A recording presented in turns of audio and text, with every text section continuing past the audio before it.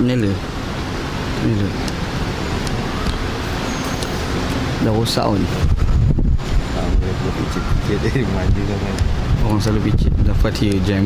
Tu. Bismillahirrahmanirrahim. Assalamualaikum warahmatullahi wabarakatuh. Alhamdulillahirabbil alamin. Wassalatu wassalamu ala asyrafil mursalin wa ala alihi wa sahbihi ajma'in. Qala rabbi shrah li sadri wa yassir li amri wahlul 'uqdatam min lisani yafqahu qawli. Musaddid lisani wahdi qalbi bihaqqi sayyidina Muhammadin sallallahu alaihi wasallam. Wa ba'da fa inna asdaqal hadis kitabullah wa khairal hadi hadi Muhammadin sallallahu alaihi wasallam. Wa syarrul umuri muhdatsatuha wa kullu muhdatsatin bid'ah. Allahumma 'allimna ma jahilna, ya Allah ya Tuhan kami, ajarkan kepada kami apa yang kami jahil. Wa dzakirna ma nasina, ingatkan balik kepada kami apa yang telah kami lupa. Allahumma faqihna fid din, ya Allah ya Tuhan kami, fahamkan kami agama. Wa 'allimna ta'wil, ajarkan kepada kami Al-Quran. Allahumma rzuqna ilman nafi'a, ya Allah ya Tuhan kami, rezekikan kepada kami ilmu yang memberi manfaat. Wa amalan salihan mutaqabbala, dan amalan yang salih dan amalan tersebut diterima.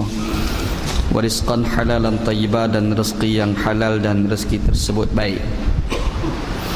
An Muawiyah bin Al-Hakam As-Sulami radhiyallahu an qala salaitu ma'a Rasulillah sallallahu alaihi wasallam fa'atasa rajulun minal qaum faqultu yarhamukallah faramanil qaumu bi absarihim faqultu wa thuqla ummiyahu ma sya'nukum tanzuruna ilayya faja'alu yadribuna bi aydihim ala afkhadhihin fa'araftu annahum yusammituni faqala Uthman falamma ra'aituhum yusakkituni walakinni sakattu qala falamma shalla Rasulullah sallallahu alaihi wasallam bi abi wa ummi ma darabani wala kaharani wala sabbani thumma qala inna hadhihi salah la yahillu fiha shay'un min kalamin nas hadza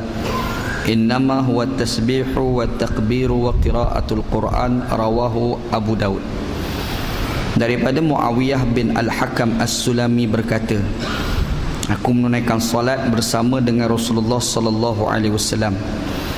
Fa'atasa rajulun minal qaum, ada seorang lelaki di kalangan ramai yang telah bersin.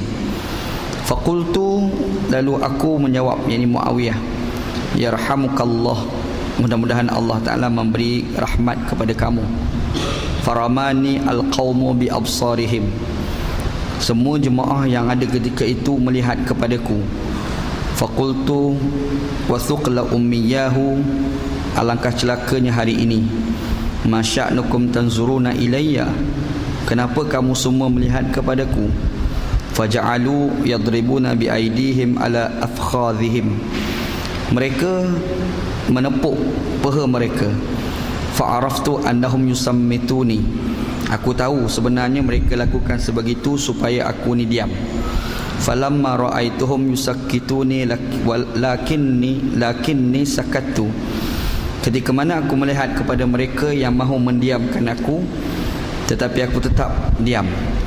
Qala falamma shalla Rasulullah sallallahu alaihi wasallam bi abi wa ummi ma darabani wala kaharani wala sabbani, apabila Rasulullah sallallahu alaihi wasallam selesai daripada sembahyang, demi bapaku dan demi ibuku, Rasulullah sallallahu alaihi wasallam tidak pukul aku. Nabi Muhammad sallam tidak bertindak keras terhadapku. Nabi Muhammad tidak mencelaku. Thumma qala, kemudian dia berkata, yakni Rasulullah, inna hadhihi salah la yahillu fiha syai'un min kalamin nas hadza, sesungguhnya sembahyang ini tidak halal sedikit pun daripada perkataan manusia. Innama huwa tasbihu wa takbiru wa qiraatul Quran, sesungguhnya dalam sembahyang itu yang boleh adalah bertasbih, bertakbir dan juga membaca Al-Quran. Sadaqa Rasulullah sallallahu alaihi wasallam, benarlah hadis Rasulullah sallallahu alaihi wasallam, hadis sahih riwayat Imam Abu Daud. Alhamdulillah, syukur pada Allah SWT. Pada pagi ni kita bertemu di masjid kita ni untuk kita kuliah subuh pada pagi ni. Mudah-mudahan kuliah subuh kita pagi ni diberkati oleh Allah Subhanahu wa taala, insya-Allah. Dalam kuliah subuh, dalam kuliah maghrib kita yang lepas, kita ada baca satu hadis Nabi sallallahu alaihi wasallam daripada seorang sahabat yang bernama Abdullah bin Umar radhiyallahu anhuma, anak kepada Umar Al-Khattab radhiyallahu an. Cerita dia, Rasulullah sallallahu alaihi wasallam ni pergi ke Quba. Kita pergi ke Mekah, masa kita buat haji ataupun umrah, antara tempat kadang-kadang kita berjalan adalah Quba. Dekat Quba ni ada satu masjid, orang panggil Masjid Quba. Kita dah sebut panjang itu, cerita pasal Masjid Quba saja. Kita dah cerita panjang lebar itu, dan kelebihan kita solat di Masjid Quba. Kita dah sebut dari itu kan. Nabi sallallahu alaihi wasallam pergi ke Quba pada hari Sabtu, pergi sembahyang sunat kat sana. Itu Nabi sallallahu alaihi wasallam. Cerita yang kita baca itu, Nabi sallallahu alaihi wasallam pergi ke Quba dan Nabi Muhammad sembahyang dekat Masjid Quba. Masa Nabi sallallahu alaihi wasallam tengah sembahyang dalam Masjid Quba, faja'atul ansar, datang orang-orang Ansar. Orang Ansar naik ke masjid, masa mereka masuk tu, dia orang tengok Nabi Muhammad tengah sembahyang. Bila dia tengok Nabi Muhammad tengah sembahyang, fasallamu alaihi wa huwa yusalli. Mereka ni pula bagi salam pada Nabi. Nabi tengah sembahyang, dia orang boleh bagi salam. Macam kita duduk sembahyang kat sini ni, mari seorang hamba Allah kita tak kenal dekat pintu tu, assalamualaikum contoh. Yang Nabi Muhammad ni tengah sembahyang. Masa Nabi Muhammad tengah sembahyang tu, qala faqultu li Bilal. Jadi timbul persoalan, bila Nabi sallallahu alaihi wasallam tengah sembahyang, orang Ansar ni bagi salam, assalamualaikum. Macam mana Nabi Muhammad jawab salam? Nabi jawab salam masa sembahyang ni macam jawab salam luar sembahyang ke, iaitu jawab waalaikumsalam, atau macam mana? Jadi adalah sahabat ni, dia pergi tanya Bilal, Abdullah bin Umar ni, dia pergi tanya Bilal bin Rabah radhiyallahu an. Dia tanya Bilal, kaifa ra'aita Rasulullah sallallahu alaihi wasallam yaruddu alaihim hina kanu yusallimuna alaihi wa huwa yusalli. Nabi Muhammad ni agak-agaklah dia jawab salam semasa dia tengah sembahyang ni. Macam mana agak-agak? Tanya soalan. Bilal bin Rabah kata apa? Qala yaqulu hakadha wa basata kaffahu. Cara Nabi Muhammad jawab salam ketika Nabi tengah sembahyang adalah dengan membuka tapak tangan. Macam inilah. Kita tengah sembahyang, orang bagi salam, assalamualaikum, kita jangan jawab waalaikumsalam. Kalau kita jawab juga waalaikumsalam, sembahyang kita jadi batal. Tak boleh. Tak boleh kita jawab salam waalaikumsalam semasa kita tengah sembahyang. Bila kita jawab juga waalaikumsalam, sembahyang kita jadi batal. Dah tu orang jawab, orang bagi salam tu, jawab salam tu kena jawab ke tidak? Jawab. Tapi cara jawab dia bukan jawab mulut, jawapannya adalah dengan isyarat tangan. Tu hadis yang kita bincang itulah. Kita dah cerita panjang lebar gitu, kelebihan salam. Kalau kita jumpa orang kafir, kita nak bagi salam, ataupun jumpa orang kafir bagi salam, kita pula nak jawab ke tidak. Kita dah sebut dari itu kan. Kita kalau jumpa orang kafir, kita nak bagi salam, orang kafir jumpa kita bagi salam pada kita, boleh tak kita jawab waalaikumsalam? Ataupun jangan jawab. Yang kita duk dengar selalunya, jumpa orang kafir tak boleh bagi salam. Yang kita selalu dengarnya, kalau jumpa orang kafir bagi salam, kita jangan jawab. Ataupun jumpa dia orang kita bagi salam kan. Ni biasa kita dengar lah, popular amalan ni di kalangan masyarakat kita. Sebenarnya kita memberi salam pada orang kafir ni boleh. Yang tak boleh ni pada zaman dulu, orang-orang Yahudi, mereka ni kalau bagi salam pada Nabi, dia orang tak sebut assalamualaikum. Tapi bila dia orang jumpa Nabi, orang-orang Islam, dia sebut assalamualaikum. Assalamualaikum maknanya selamat sejahtera. Assalamualaikum terjemahan Melayu pergi mampus, pergi mati. Disebabkan orang Yahudi zaman Nabi pergi jumpa Nabi sebut assalamualaikum. Disebabkan itu Nabi Muhammad tak jawab. Kalau Nabi Muhammad SAW jawab pun, Nabi jawab dengan waalaikum. Ataupun Nabi Muhammad akan jawab dengan jawapan serupa dengan mereka, waalaikumsalam. Dia kata pergi mampus, kita pun pergi mampus sama dengan kau. Macam tu lah kan. Tapi kalau orang kafir tu, dia bagi salam dengan elok, dia sebut assalamualaikum, dia sebut clear assalam contohlah kan. Ataupun dia ni kalau kita bagi salam, dia akan jawab waalaikumsalam contoh. Ketika itu kalau kita jumpa mereka, kita bagi salam pada mereka dengan assalamualaikum, yang tu boleh. Yang tu boleh, sebab kita tahu dia akan jawab balik dengan waalaikumsalam. Tapi kalau kita tahu dia akan jawab waalaikumsalam, kita jumpa mereka jangan bagi salam. Jangan bagi salam. Itu sebenarnya cerita boleh bagi salam ataupun tidak, ataupun bila dia orang bagi salam ni dia jawab ataupun tidak. Yang bagi salam, yang kita bagi salam tu adalah orang bukan Islam. Itu kita dah bincang itu dalam kuliah kita yang lepas. Panjang lebar dah kita cerita. Hari ni insya-Allah ada bawa satu hadis. Hadis ni sebenarnya panjang hadis ni. Cerita dia pun agak menarik cerita ni. Cumanya anda cuba kupas, kalau anda boleh lajak sampai ke habis matan hadis ni, kita cubalah cerita Hadis ni daripada seorang sahabat nama Muawiyah bin Al-Hakam As-Sulami radhiyallahu an. Cerita dia kata qala salaitu ma'a Rasulillah sallallahu alaihi wasallam. Satu hari dia pergi sembahyang berjemaah bersama dengan Rasulullah sallallahu alaihi wasallam. Masa dia sembahyang jemaah, dalam ramai-ramai jemaah tu fa'atasa rajulun minal qaum. Dalam ramai-ramai jemaah ni ada seorang hamba Allah ni dia bersing. Bila dia bersing, faqultu yarhamukallah. Ni yang kata orang nama Muawiyah bin Al-Hakam ni, bila orang bersing dia jawablah yarhamukallah, macam gitulah kan. Dan memang kalau tengok dalam matan hadis yang lain kalau tengok yang anda baca ni hadis Imam Abu Daud, nombor hadis tu 930. Tapi kalau kita buka 931, hadis yang selanjutnya lebih kurang tak dengan hadis ni. Cuma ni dia ada cerita sebelum tu. Sebelum tu dia ni Muawiyah bin Al-Hakam ni baru masuk Islam masa tu. Bila dia baru masuk Islam, dia jumpa Nabi sallallahu alaihi wasallam. Antara benda yang dia dengar daripada Nabi Muhammad, yang Nabi Muhammad ajar ni, Nabi ajar pada dia kalau kita ni bersing, kita sebut alhamdulillah. Nabi ni pergi ajar. Nabi ajar bersing alhamdulillah. Lepas kita sebut alhamdulillah, ni orang yang dengar tu pula jawab yarhamukallah. Ni cerita ni Muawiyah bin Al-Hakam As-Sulami. Jadi bila dia belajar daripada Nabi, dia pun pergi semayang. Masa tengah semayang tu, tiba-tiba ada seorang hamba Allah ni dia bersing tengah semayang. Nabi Muhammad ajar ni kita nak sebut alhamdulillah, yarhamkallah ni luar daripada semayang. Tapi nak jadi kes pada diri dia, Nabi Muhammad masa ajar tu Nabi tak sebut dalam semayang, keluar semayang. Jadi berlaku pada diri dia, kes pertama bagi diri dia, dia dengar orang bersing ni masa dia tengah semayang. Masa dia tengah semayang tu bersing, bila bersing tu dia pun yarhamukallah.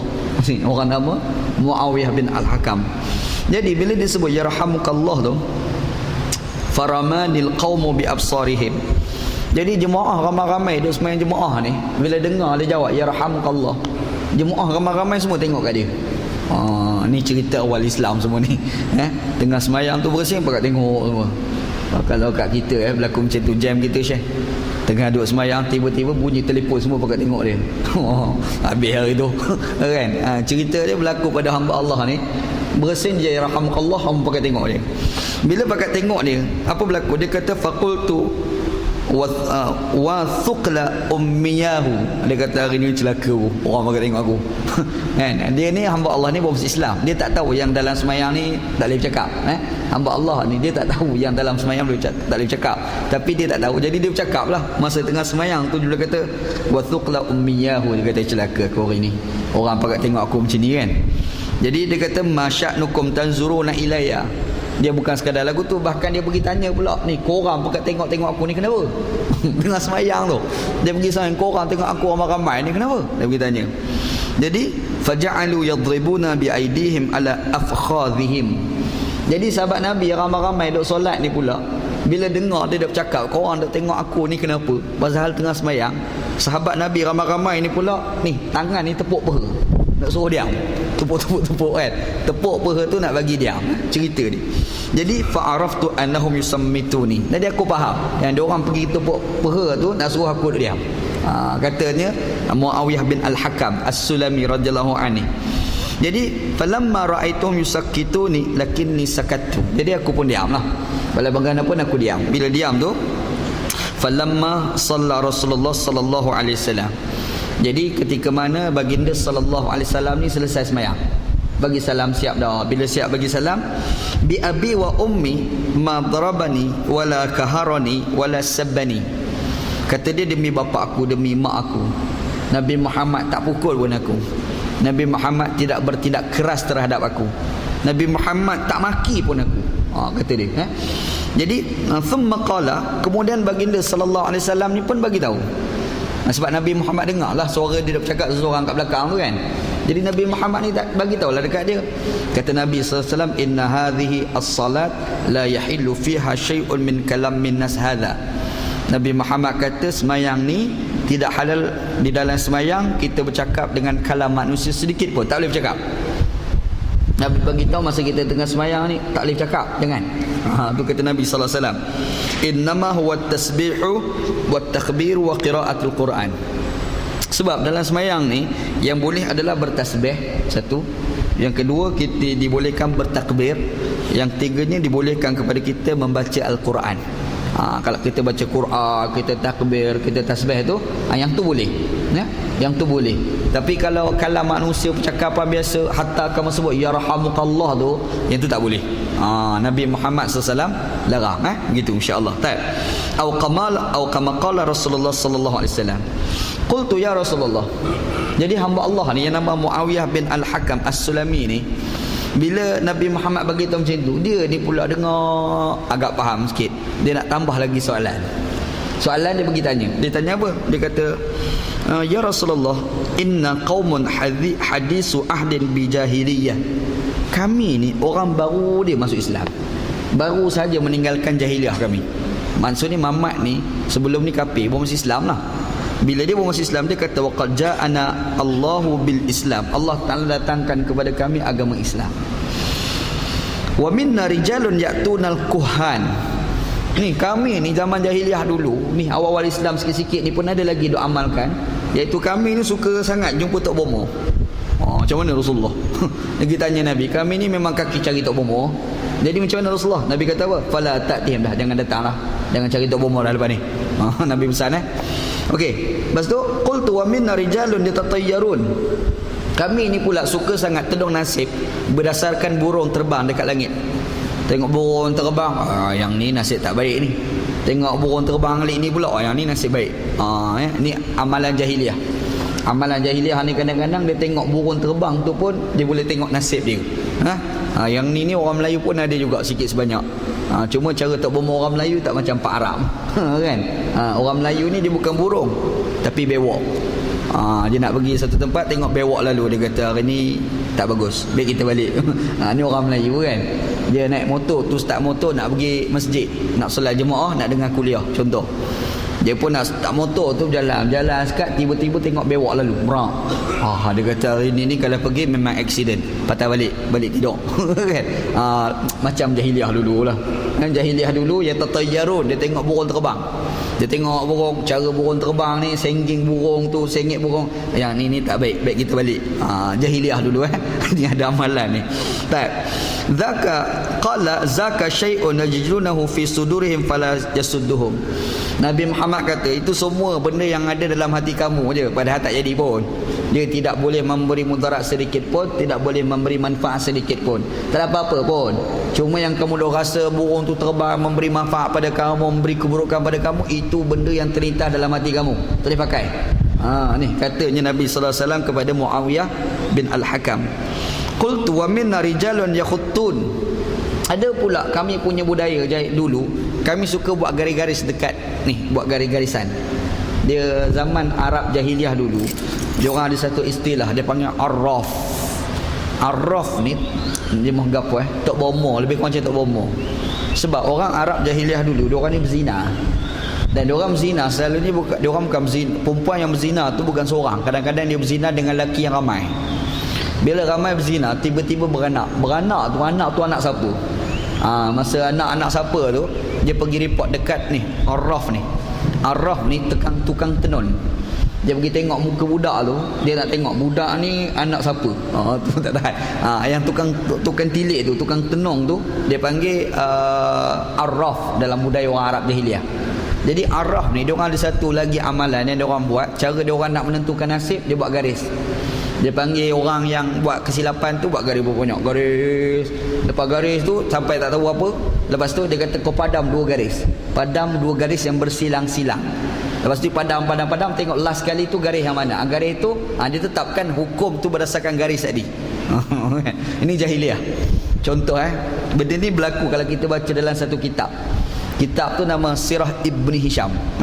Sirah Ibni Hisham ni ada cerita kisah tentang ayah Nabi Muhammad sallallahu alaihi wasallam. Ayah Nabi sallallahu alaihi wasallam ni, ayah Nabi sallallahu alaihi wasallam ni ceritanya bermula daripada tok Nabi nama Abdul Muttalib. Abdul Muttalib ni dia di malam mimpi gadi telaga Zamzam. Dia bermimpi cari telaga Zamzam. Sebab telaga Zamzam ni asalnya ada start zaman Nabi Ibrahim, zaman Nabi Ismail. Kemudian ni Arab dengan Arab ni bergaduh. Bila Arab ni bergaduh, berebut Mekah tu, jadi Arab yang keturunan asal duduk kat situ tu, dia orang nak tinggalkan Mekah, dia orang kambuh telaga Zamzam. Dia orang kambuh telaga Zamzam, bukan sekadar kambuh, dia ambil pintu Kaabah tu, dia bubuh dalam tu. Jadi bila mari era Abdul Muttalib jadi ketua kerajaan, Abdul Muttalib ni dia ni ada masalah dalam pentadbiran, iaitu dia susah nak dapat air. Dan bila susah dapat air lah, zaman tu tak ada syabas lagi tu masalah kan, masa tu kan. Jadi dia nak dapat air tu, macam nak dapat air, dia duk fikir-fikir, dia teringat yang dulu ni ada telaga Zamzam dekat Mekah ni, tapi dekat mana wallahualam dia tak tahu. Jadi bila dia duk telaga Zamzam, sampai dia tidur dia bermimpi. Mimpi itu datang Al-Hatif, satu suara yang tuan tak ada dalam mimpi itu. Suara tu kata kepada Abdul Muttalib, dia kata, ya Abdul Muttalib ihfiru barrah. Wahai Abdul Muttalib, kamu galilah barrah. Abdul Muttalib tu dalam mimpi tu dia pergi tanya pula kawan tu, al-barrah tu apa benda, dia tanya. Bila sebut al-barrah tu apa benda, dia pun sedar daripada mimpi. Oh jam, hari tu tak ada jawapan.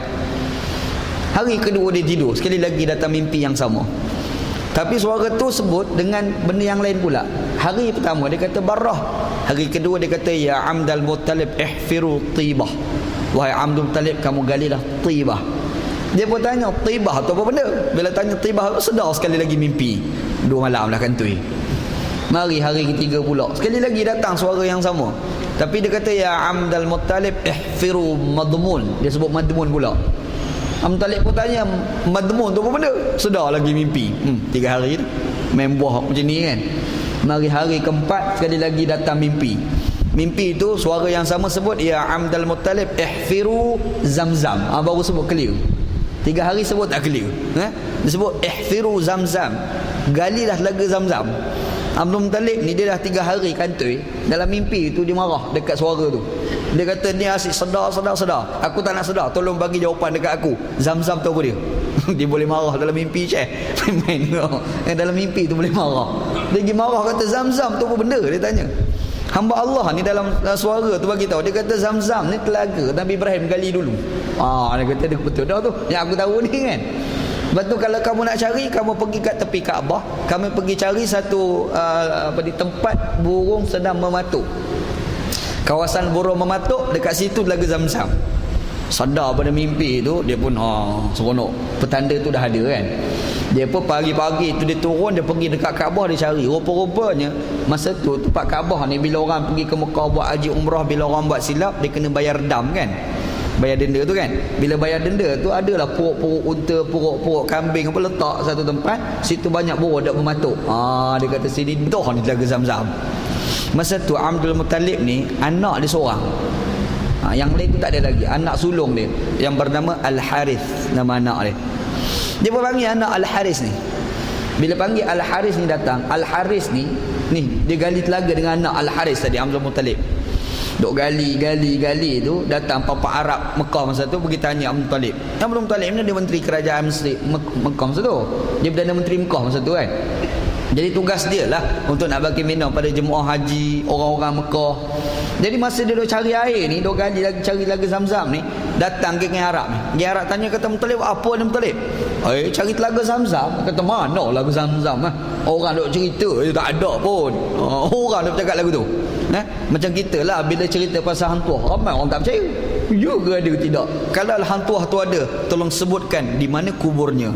Jangan nak jawab. Kan? Macam itulah keadaan dia. Dia kata, ada tak ada? Tak ada. Muttalib kata, korang ni kacau. Aku nak cari air untuk kemudahan korang pula buat macam ni ke aku. Last sekali Abdul Muttalib ni geram sangat, dia bersumpah. Dia kata apa? Kalau aku ni dapat 10 orang anak, aku nak sembelih seorang. Ambil kau. Nazar orang jahiliah Syekh masa tu kan. Jahiliah zaman tu, dia kata, aku bernazar kalau aku ni dapat 10 orang anak, aku nak sembelih seorang. Tak apalah, laga Zamzam dah jumpa dah. pendekkan cerita dapat sungguh 10 orang anak. Anak yang paling bongsu adalah Abdullah, ayah Nabi Muhammad sallallahu alaihi wasallam. Bila ayah Nabi besar, dia teringat balik sumpah dia dulu. Teringat sumpah aku ni bersumpah kalau anak 10 orang nak sembelih seorang. Sekarang aku dah cukup 10 orang lah. Nak sembelih siapa Dia panggil semua. Start daripada Al-Harith sampai Abdullah yang paling bongsu.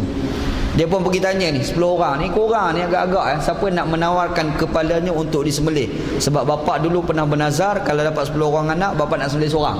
Dia tanya soalan. Jadi semua dia kata macam ni lah, ayah bunuh saya, sembelih kepala saya seorang. Yang kedua kata saya ayah 2, 3. Lalah semua 10 orang tawar untuk kepala untuk disembelih.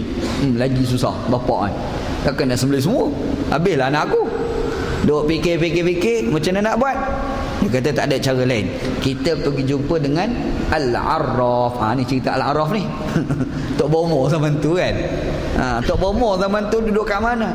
Tu, duduk kat tepi Kaabah. Tok Bomo zaman tu Syekh duduk kat tepi Kaabah. Dia pergi jumpa Al-Arraf tu. Dia tanya ni Arraf tak tanya soalan boleh? Boleh. Ni 10 orang anak aku. Ni aku menazar nak sembelih seorang.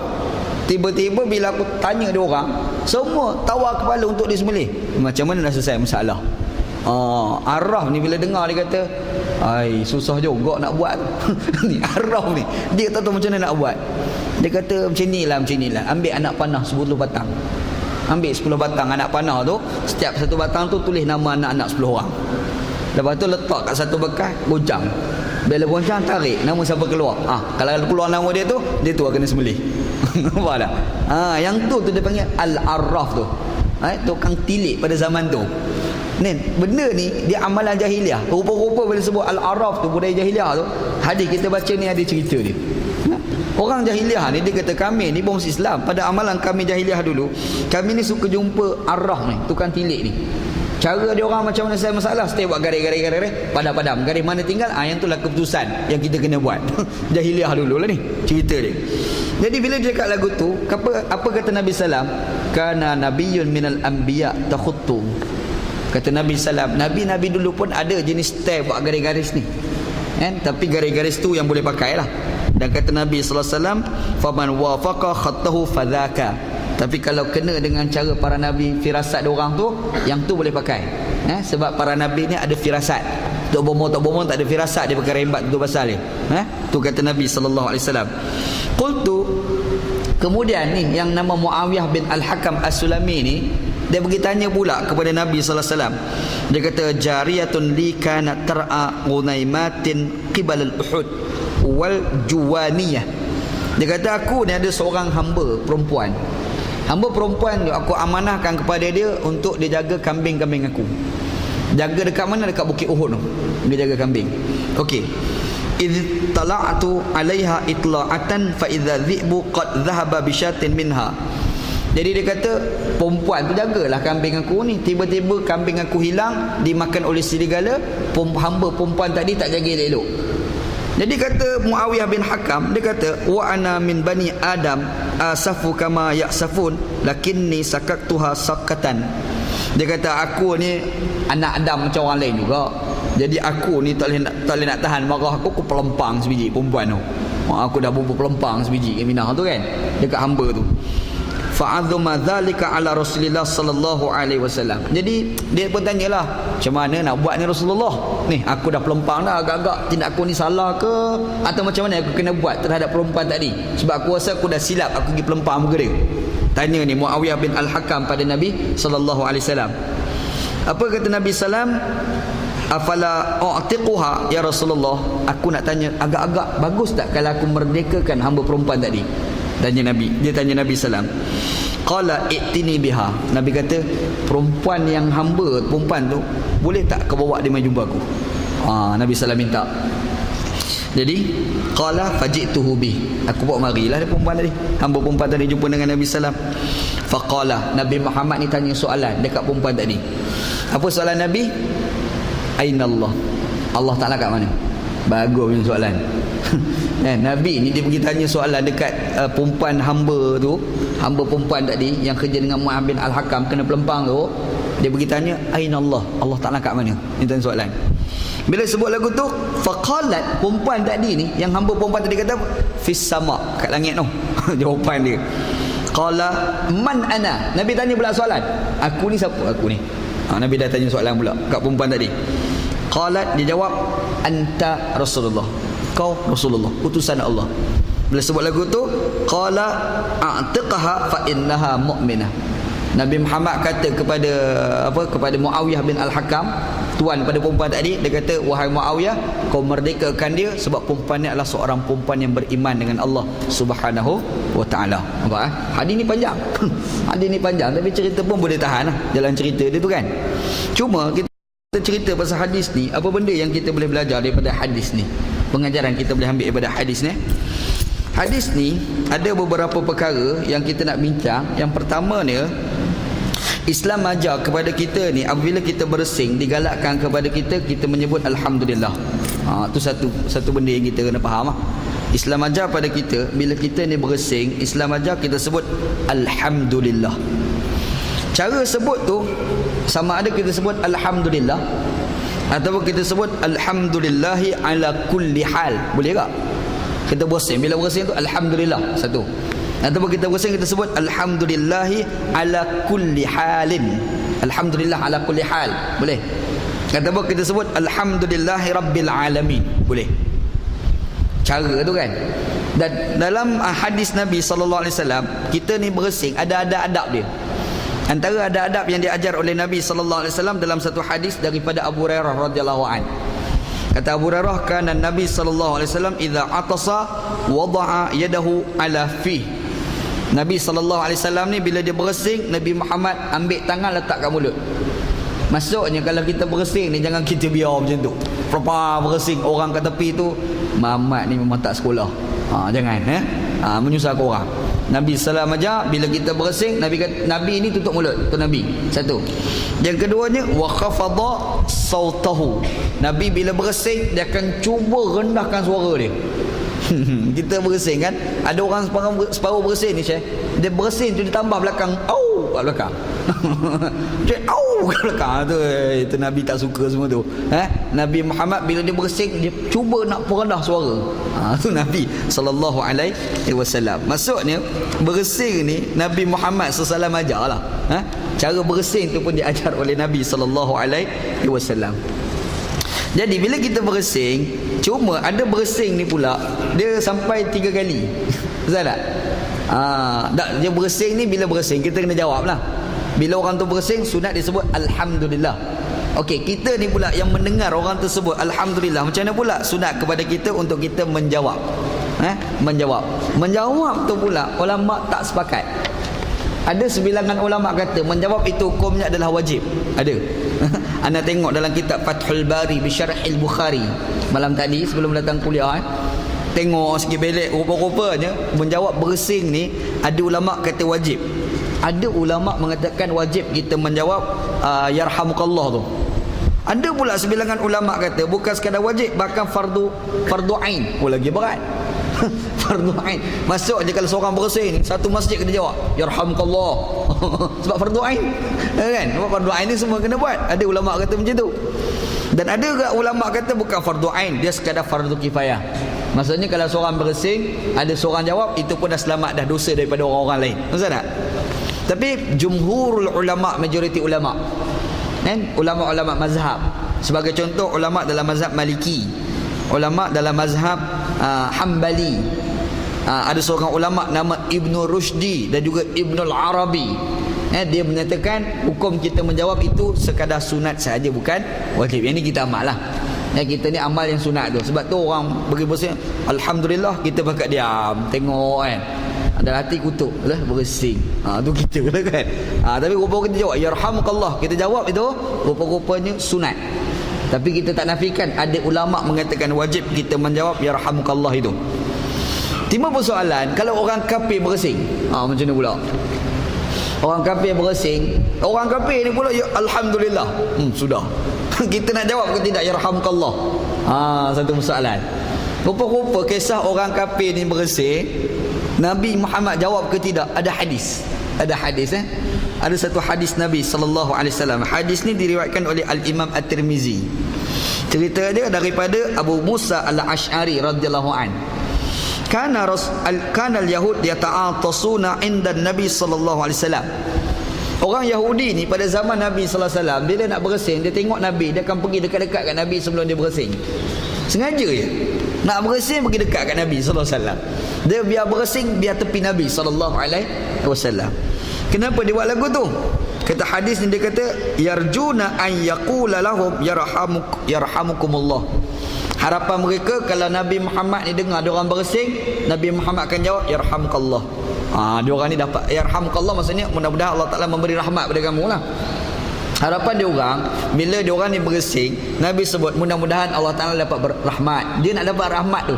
Nampak orang Yahudi pun nak dapat rahmat daripada mulut Nabi sallallahu alaihi wasallam. Jadi apa yang berlaku? Fayaqulu, Nabi Muhammad sallallahu alaihi wasallam ni bila ada orang Yahudi bersing tepi Nabi, Nabi ni jawab yahdikumullah wa yuslihu balakum. Nabi tak kata yarhamkumullah. Nabi kata yahdikumullah, mudah-mudahan Allah Taala memberi hidayah kepada kamu. Ambil lagi lagi betul tu. Nabi bagi lagi tinggi pada tu lah. Jadi disebabkan itu ada sebilangan ulama-ulama hadis dia mencadangkan kepada kita, bila kita jumpa dengan orang tu dia bersing, alhamdulillah, kita ni jawab yarhamukumullah, tambah pula yahdiku wa yahdina wa yahdikumullah wa yuslihu balana wa balakum. Boleh buat lah tu, tak ada masalah lepas ni kan. Orang Melayu dia tak berapa bersungguh benda macam ni. Tapi kalau Arab Syekh, sakan Pak Arab. Kita naik bas, anda ingat masa belajar di Mesir, naik bas nak pergi ke kuliah tu, tiba-tiba ada seorang Pak Arab tu dia bersing. Dia sebut alhamdulillah dengan kuat lah. Alhamdulillah. Seorang Pak Arab ni, kita dia ingat tak ada lah orang nak jawab macam Malaysia kan, bukan bersungguh sangat. Tiba-tiba satu bah bunyi yarhamukallah. Hebat. Satu bah orang tu dia. Tu Pak Arab. Orang Arab bab doa kawan-kawan ni masya-Allah. Orang Malaysia tak ada, mampus tak ada doa. Orang Malaysia. Kawan Nana seorang Arab belajar dekat UKM. Kawan Nana, dia ni menantu Mursyidul Am Ikhwanul Muslimin di Jordan. Kawan Nana, Ma'an nama. Ma'an, balik negara dah. Habis belajar lah. Belajar kat UKM. Kawan dengan dia lah, kawan-kawan, anak dapat anak. Dapat anak. Dia pun telefon anak, dia kata, dia panggil anak Abu Walid, dia tak panggil Wanji. Anak pun memang perkenalkan diri anak dengan Abu Walid, tidak memperkenalkan diri sebagai Wanji, sebab Arab payah nak sebut. Dia sebut Wanji. Apa benda ni? Dia buat kodah itu, kita geram tu. Ni Pak Arab kan. Jadi anak perkenalkan dia, jumpa kata Masmuk, anak kata anak Abu Walid, memperkenalkan diri sebagai Abu Walid. Abu Walid ni orang panggil anak masa anak belajar di Pakistan dulu. Masa kawan-kawan Pakistan Arab jumpa anak panggil Abu Walid kan. Jadi kawan anak ni Ma'an ni, dia tanya, dia kata Abu Walid, sampai tu aku dengar kau dapat anak, betul ke? Kata alhamdulillah. Dia kata anak apa? Kata kita sebutlah dapat anak perempuan. Anak perempuan. Lepas tu nama apa? Tanya. Kita berkata Wan Khawlah Faqihah. Dia kata masya Allah, barakallahu laha, bab doa. Kita dah dengar dia berdoa tu, kata buat habis prepaid dah ni. Tu cerita Arab, memang Arab macam tu. Doa lepas tu jom sembang. Habis tu kita pun jazakumullah, terima kasihlah sebab telefon lah, tanya khabar. Dia kata hayakumullah, barakallah, bumbab doa pula. Lepas tu kita nak tutup telefon tu, kita pun assalamualaikum, waalaikumsalam, hayakumullah pula doa. Arab. Arab tu dia memang macam tu. Orang Malaysia tak ada, orang Malaysia buktinya Nas sendiri bila dia berdoa tu, kita duk ngumpatlah hati tu, buat habis prepaid dia. Hati dia nak cerita tu. Kita orang Malaysia, dia beza dengan orang Arab. Arab ni masya Allah, dia Arab ni bab doa ni memang depan-depan tu doa ambil kau. Arab. Kita ni kadang ni budak-budak Malaysia pergi ke Mesir belajar di Azhar. Belajar Azhar mula-mula sampai tu tak ada bersungguh sangat ni. Bila dekat-dekat dengan peperiksaan, bila dekat peperiksaan ni, yang dia penyama tu jadi baik, tak tahu pasal. Takut tak lalu periksa ni. Malam-malam semayang tahajud, yang tahajud tak pernah nak bangkit. Semayang tahajud ni, bila pergi kuliah nampak orang miskin, terus ambil duit dalam poket bagi pada orang miskin. Lepas tu siap bagi tahu pula orang miskin, jangan lupa doakan saya ni, saya nak peperiksaan ni. Tu budak Malaysia. Cerita kan. Ni cerita budak Malaysia di Mesir. Jumpa orang Arab ni tak ada duit ni, ada nak bagi derma Arab ni, makcik doa Doa-doa dia kata, makcik tu tak ada, ya Allah tuanku bagilah mamat ni bomba-bomba. Wow, rare. Tu cerita orang Arab. Arab memang hidup benda macam tu kan. Orang Malaysia tak ada. Orang Malaysia memang tak ada. Siap bagi tahu ustaz, jangan lupa doakan ustaz. Ana nak peperiksaan ni. Yelah. Tak doa pun. Balik tak doa pergi mampus lah kau. Tapi Arab tak. Arab memang dia berdepan. Doa terus. Tu nak cerita orang Arab. Bagus budaya tu sihat lah. Bila kita tengok rupa-rupa dalam amalan Nabi sallallahu alaihi wasallam, apabila ada orang bersin sebut alhamdulillah, ni orang yang dengar tu pula dia sunat mendoakan kepada orang yang bersin. Apa doa dia? Yarhamukallah. Betul tak? Mudah-mudahan Allah Taala memberi rahmat kepada kamu. Itu maksud dia. Macam kita jumpa kawan-kawan kita sebut jazakallahu khairan katsira. Betul tak? Orang kita sebut jazakallah. Sebutan panjangnya jazakallahu khairan katsira. Jazakallahu khairan katsira. Maksudnya mudah-mudahan Allah Taala membalas balik kebaikan yang kamu lakukan itu dengan balasan yang terlalu banyak. Tu maksud dia. Maksud tak? Sebenarnya itu amalan orang Arab. Orang Arab ni kalau kita buat satu kebaikan pada dia, akan sebut jazakallahu khairan katsira. Maksud tak? Jazakallahu khairan katsira tu maksudnya mudah-mudahan Allah Taala membalas tindakan kamu itu dengan kebaikan yang lagi banyak. Kita bagi derma dekat dia, contoh kan, jazakallahu khairan, Allah Taala akan bagi duit kepada kamu pula lagi banyak daripada kau bagi pada aku. Tu maksud dia. Betul tak? Arab ada budaya tu. Malaysia tak ada. Mampu tak ada kan. Dia tengok pula muka kawan tu dengan wusya cari gaduh. Tu orang kita kan. Kalau kita boleh buat, boleh tiru amalan ni, alhamdulillah, bagus. Cubalah buat kan. Cuba belajar nak doakan saudara kita, kawan-kawan kita ni berdepan doa. Tapi walau bagaimanapun, doakan pada kawan-kawan yang terbaik ni di belakang. Tapi masalah kat belakang memang tak berdoa langsung. Tu masalah dia. Ustaz, malam ni semayang tahajud tu jangan lupa doa nama saya. Ustaz kata insya-Allah. Dia tak doa pun secara khusus. Bila orang tanya, "Ustaz doa?" Tu tak ada orang cerita. Lil muslimin muslimat tu masuklah tu. Ustaz jawab, pandai ustaz pun jawab. Nampak? Itu masalah kita. Nampak? Habis orang Arab tak? Arab dia ada budaya baik. Memang dia doa betul-betul. Arab. Kalau kita boleh tiru, alhamdulillah. Kalau boleh tiru, alhamdulillah. Buatlah insya-Allah. Boleh insya-Allah begitu. Macam kita baca dalam hadis ni kan. Hatta orang Yahudi bersin sebut alhamdulillah, Nabi siap baca doa lagi untuk dia. Nabi saya baca yahdina wa yahdikumullah wa yuslihu balakum. Nabi Muhammad doa, ya Allah mudah-mudahan Allah Taala bagi hidayah pada kamu wahai orang Yahudi, dan mudah-mudahan Allah Taala baikkan segala urusan kamu. Itu doa Nabi sallallahu alaihi wasallam kepada orang Yahudi. Di sini juga menjadi dalil bahawasanya mendoakan kepada orang kafir yang masih hidup ni tak salah. Ni kita doa, adalah orang kafir mai jumpa kita lah sebagai contoh minta tolong. Kita pun mudah-mudahan Allah Ta'ala bagi kebaikan kepada kamu. Yang kita tunjuk kamu tu orang kafir lah. Hindu ke, Buddha ke, Kristian ke apa ke, kita doakan kebaikan untuk orang kafir. Boleh, sebab dibuat oleh Nabi sallallahu alaihi wasallam. Lebih-lebih lagi kalau kita doakan untuk orang kafir tu supaya dia dapat hidayah, lagilah boleh. Kan? Tak kira lah sama ada di atas mimbar ataupun di bawah mimbar. Kan bising sekejap kalau itu. Ada seorang ustaz tu bukan orang lain, abang Ustaz Idris Ahmad. Ustaz Idris Ahmad ni lah yang PAH ni. Ustaz Idris ni kan, abang dia nama Ustaz Zakaria Ahmad duduk kat Penang tu. Ustaz ni dia memang dia ceramah ni saya memang best Ustaz Zakaria kan. Sebab dia ceramah ni style Pak Yazid. Allahyarham Pak Yazid. Dia ingat Pak Yazid kan? Allahyarham Pak Yazid kan, dia ceramah, dia baca pantun, dia baca syair. Boleh tahan orang tu ni kan. Dia style macam tu lah. Dia memang style kena dengan orang Penang yang style tu memang layan. Mari khutbah Jumaat, bagus punya khutbah. Tiba-tiba bila part doa last sekali tu, orang sudah doa pada sultan, dia tak doa pada sultan. Dia doakan kepada Lim Guan Eng. Lagi saya masalah. Dia doa untuk Lim Guan Eng atas mimbar. Tapi apa kandungan doa dia? Dia bukan doa mengampu. Kita doa untuk sultan ni doa mengampu. Ya Allah tuanku panjang umur lah, bomba. Kita tak doa pun dia bagi hidayah kat dia. Betul tak? Anak besar kalau kita nak doa atas mimbar kepada sultan ke kawan kita ke siapa atas mimbar, jangan lupa doa satu benda. Minta Allah Ta'ala bagi hidayah. Betul tak? Ada orang tanya, nak ustaz doa atas mimbar? Nak doa untuk sultan. Tapi korang bukan tahu aku doa apa. Aku baca Quran Arab, korang amin dekat bawah. Kan? Anak doa atas mimbar tu nak doa Allahumma hdi sultanana Ya Allah Tuanku, bagilah hidayah kepada sultan kami. Tu kandungan doa nak. Allahumma hdi sultanana, Sultan Selangor Darul Ihsan, waffiqhu bihidayatil Islam wal iman. Tu doa nak baca atas mimbar. Orang bawah amin amin kan. Doa nak, ya Allah Tuanku, bagi hidayah pada sultan kami ni. Hidayah yang nak bagi pada dia tu hidayah Islam dengan hidayah keimanan. Sebab apa? Sebab hidup ni Syekh, tu yang penting tu. Betul tak?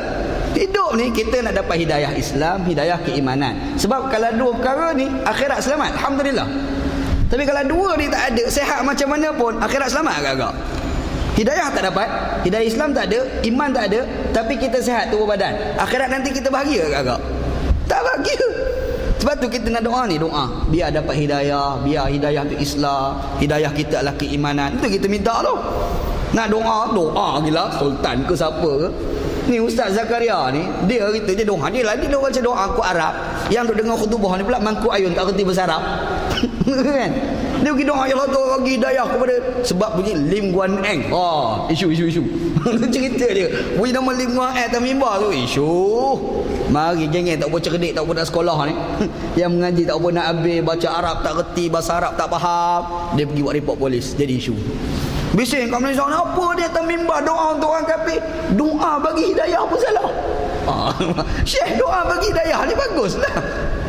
Nabi Muhammad SAW pun doa hidayah untuk orang bukan Islam. Nabi Muhammad pernah doakan Umar Al-Khattab supaya masuk Islam. Ada? Masa Umar belum Islam lagi tu kan? Allahumma a'izzal Islam bi ahadil umarain. Tu bacaan hadis Nabi sallallahu alaihi wasallam. Nabi kata, ya Allah Tuanku, Islam ni tolong bagi hebat dengan salah seorang orang yang bernama Umar ni, salah seorang daripada dua, Umar Al-Khattab ataupun seorang lagi Amrun bin Hisham, ataupun nama penuhnya, nama biasa yang kita kenal ni Abu Jahal. Abu Jahal nama betul dia Amrun bin Hisham. Nabi doa, Allahumma a'izzal Islam bi ahadil umarain. Ya Allah Tuanku, bagilah Islam ni mulia dengan salah seorang daripada dua orang yang bernama Umar. Last sekali makbul doa Nabi, Umar Khattab masuk Islam. Masuknya doa untuk orang masuk Islam ni tak salah, hebat je lah. Apa lagi tu, Nabi Muhammad SAW balik daripada Taif, orang balik batu, berundur berlihat ke satu tempat. Tempat tu nama Wadi An-Nakhlah, nama tempat. Wadi itu maksudnya wadi itulah, wadi air tu kan. An-Nakhlah ni pokok kurma. Nabi Muhammad duduk kat situ, tiba-tiba datang malaikat hak jaga bukit ni.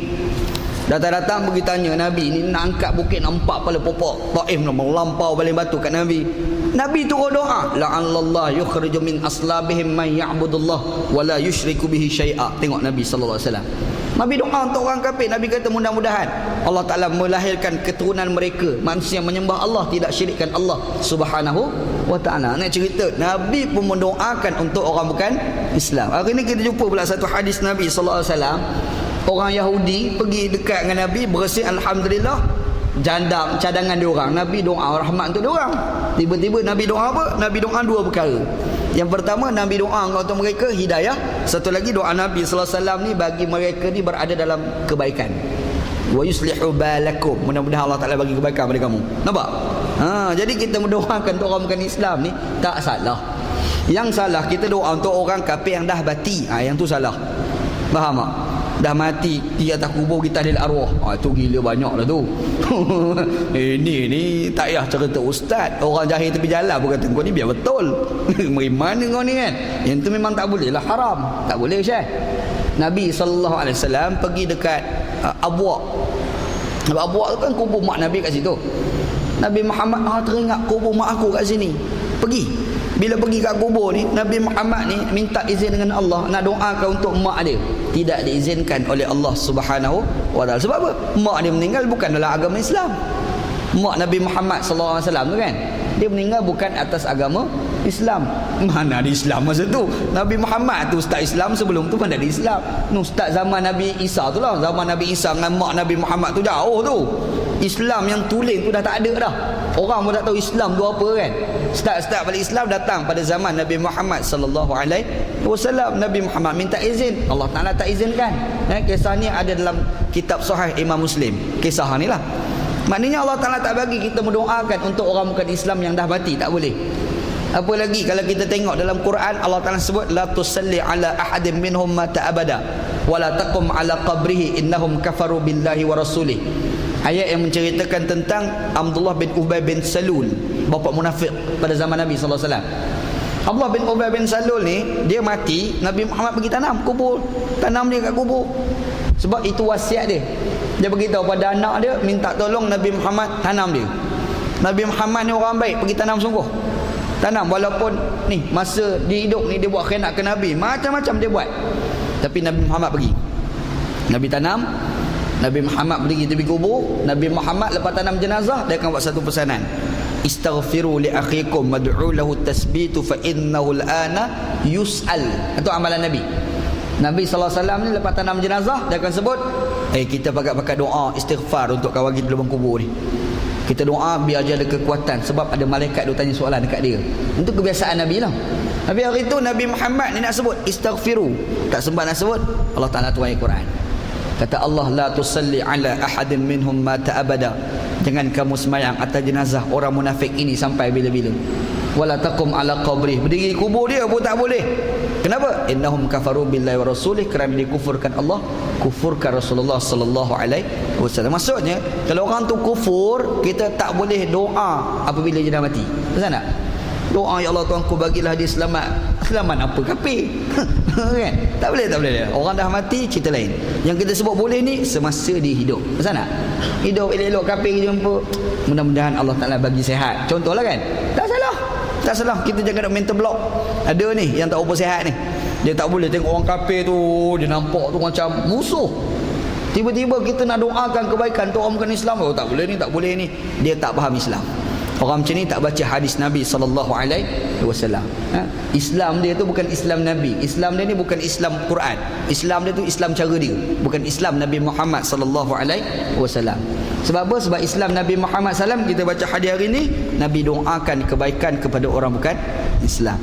Nabi doakan hidayah kepada orang bukan Islam yang masih hidup. Nampak dah mati dia hidayah apa?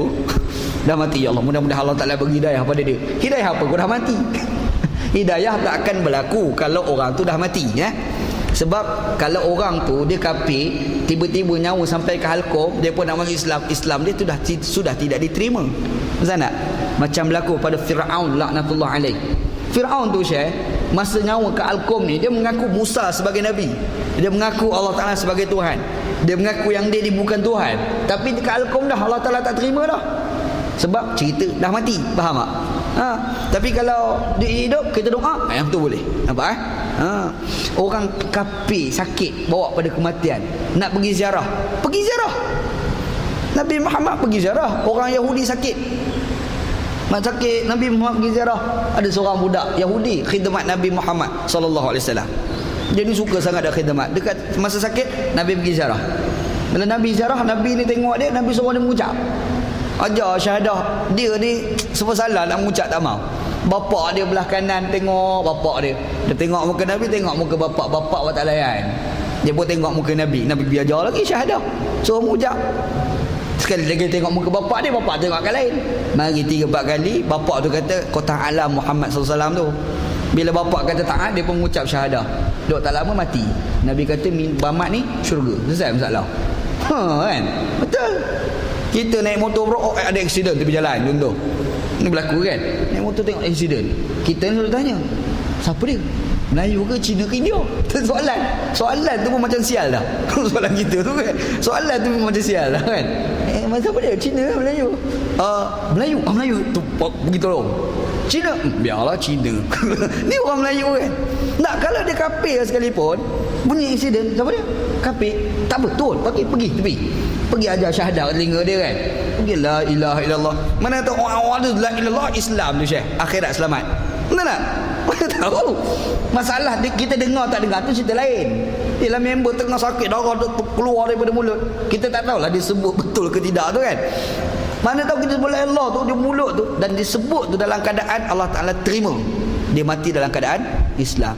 Masalah kat dunia ni nak tanam kubur mana tu terpulang. Kita tak payah nak bergaduh lah tajuk tu. Sebab kita tak tahu dia betul ke semua. Dia pergi bergaduh pula dengan geng yang lain tu kan. Pembuktian secara faktanya tak ada yang dia tu Islam ataupun tidak. Tapi kita tengok dia mengucap ke, ataupun dalam keadaan kita tak tahu dia mungkin mengucap disebabkan kita ajar. Dia tu di akhirat pun sudah dikira sebagai selamat. Nak macam tu bukan susah mana pun. Nampak Ini tak ni Hindu Cina ni apa perangai lagu tu tak elok je. Kita bila accident tak kira kau Islam ke, kau bukan Islam ke, Melayu ke, Cina ke, India ke, kita bantu. Tengok dia tengah nazak tu, kita ambil peluang pergi ajar syahadah dekat dia. Harapan mudah-mudahan dia tu mengucap syahadah. Kalau dia mengucap syahadah, alhamdulillah, akhirat nanti dia selamat. Tak ada susah mana pun. Ini tak double standard tak habis-habis. Taklah macam bagus sangat Melayu dia tu. Apa kita punya Melayu tu bagus sangat. Ingat Allah Taala tanya kita punya Melayu ke? Allah Taala tanya, ni Melayu mana ni? Jawa ke, Banjar ke, Kelantan ke, Kedah ada? Tak ada tu. Mampu tak ada Itu semua tak ada nilai satu sen pun di sisi Allah Subhanahu wa taala. Gitu insya-Allah. Jauh aku pergi hari ni. Hadis ni pah mana tahu pergi. Okey. Kita nak sebut tadi bersin bersin. Bila orang bersin kita sebut alhamdulillah. Yarhamkallah. Orang sebut alhamdulillah, kita jawab yarhamkallah. Cuma ada satu persoalan timbul, orang dia bersin lebih 3 kali. Lepas satu masalah. Faham? Alhamdulillah kita yarhamkallah. Duk tak dapat bersin pula sekali lagi.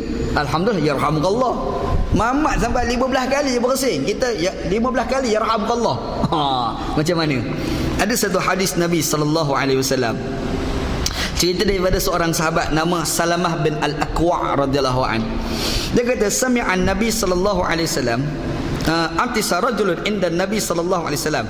Ada seorang lelaki ni dia bersing tepi Nabi. Dok sembang-sembang dia bersing nama Allah ni.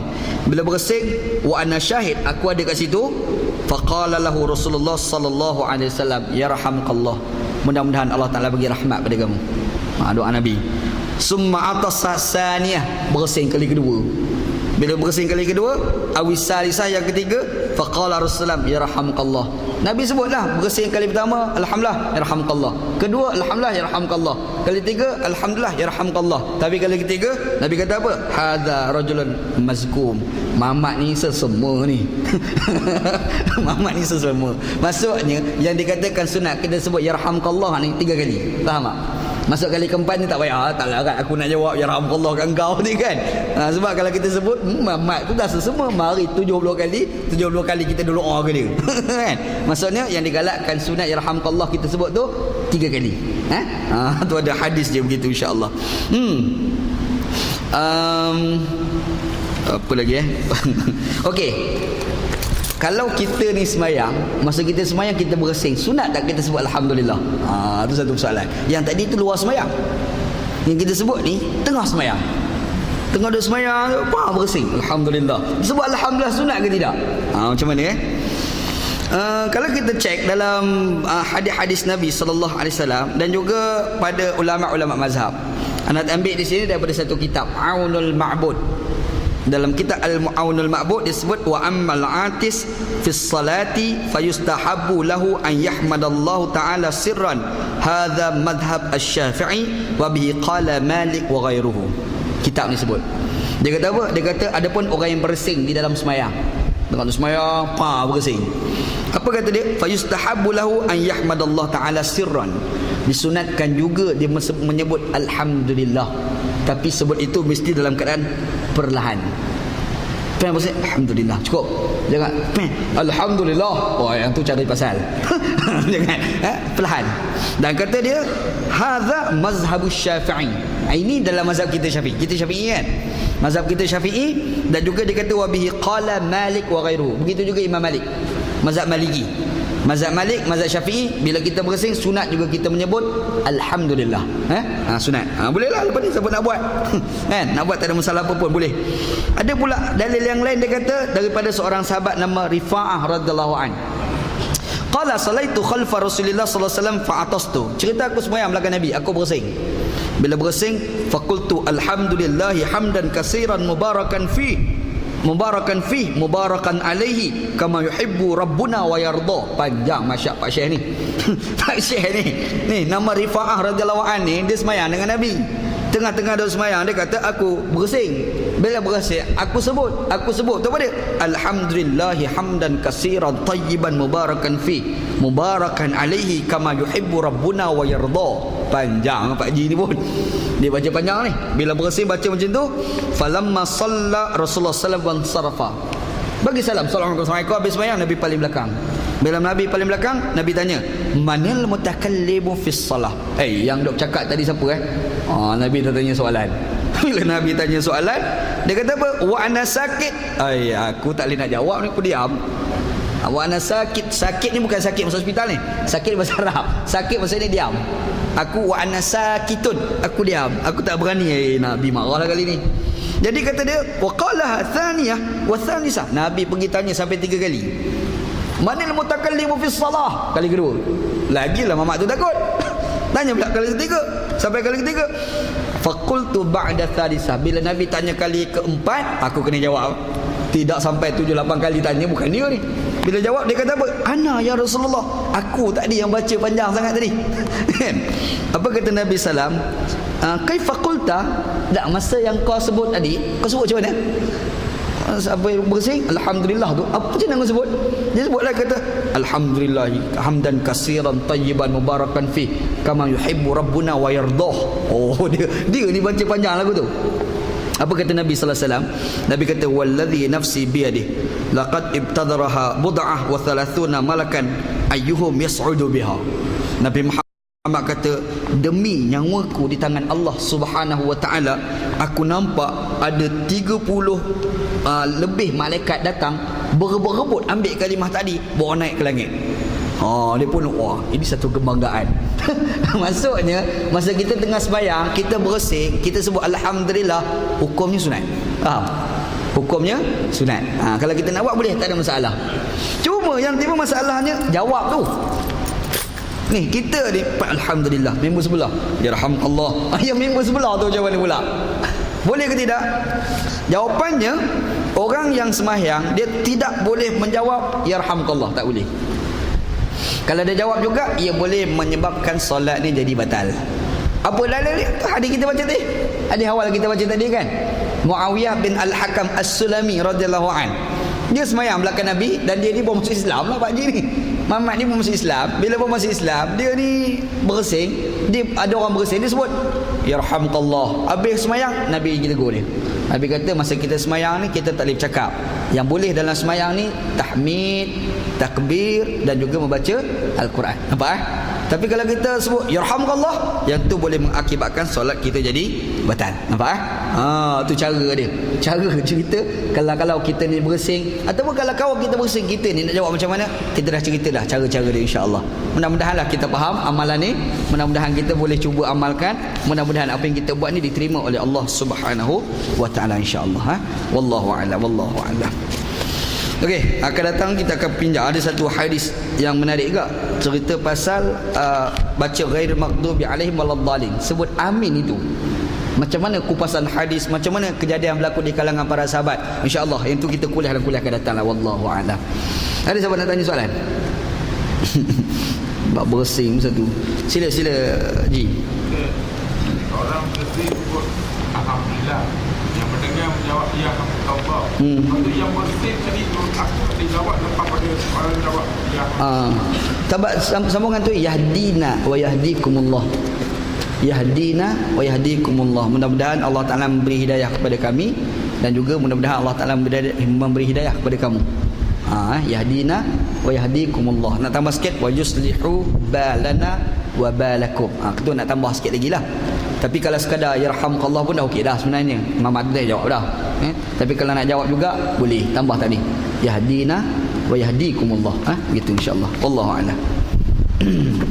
Cukup lewat. Wallahu a'lam. Sallallahu ala sayyidina Muhammad wa ala alihi wa sahbihi ajma'in walhamdulillahi rabbil alamin. Bismillahirrahmanirrahim. Alhamdulillahi rabbil alamin wassalatu wassalamu ala asyrafil mursalin wa ala alihi wa sahbihi ajma'in. Allahumma rzuqna ilman nafi'a. Ya Allah ya Tuhan kami, rezekikan kepada kami ilmu yang memberi manfaat, wa amalan salihan mutaqabbala, dan amalan yang soleh dan amalan tersebut diterima, wa rizqan halalan tayyiba, dan rezeki yang halal dan rezeki tersebut baik, Rabbana atina fid dunya hasanah. Ya Allah, ya Tuhan kami, berikan kepada kami kehidupan kami dunia baik, wa fil akhirati hasanah, dan juga di akhirat baik. Wa qina adzabannar, selamatkanlah kami daripada azab api neraka. Wa sallallahu ala sayyidina Muhammad wa ala alihi wa sahbihi ajma'in. Walhamdulillahirabbil alamin. Taqabbalallahu minna wa minkum.